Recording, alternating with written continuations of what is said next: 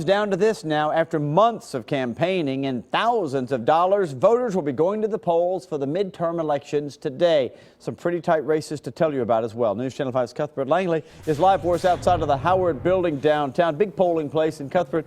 A few really big issues driving people to the polls.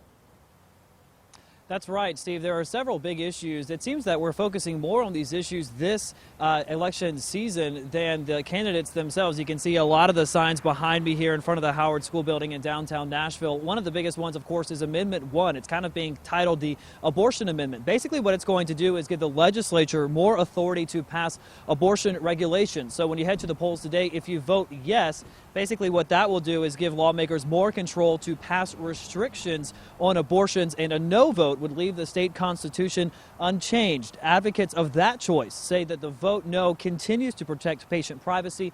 Those who support more regulation say this vote will not change access to abortions. But despite this agreement, the issue also comes down to the wording of the amendment, this amendment and several others that one political analyst say just makes things very confusing for voters.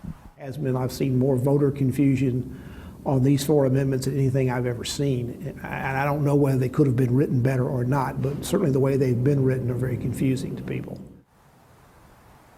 Now, that wording, in addition to low early voter turnout, could make for quite an interesting night tonight. Several of these races probably going to be coming down to the wire. Now, coming up in 30 minutes, there's another big referendum on the ballot today that could change your grocery store experience. It's an effort 7 years in the making. We'll talk a little bit more about that coming up in just a little bit. But for now, we're live here in downtown Nashville this morning. Cuthbert Langley, News Channel 5 HD.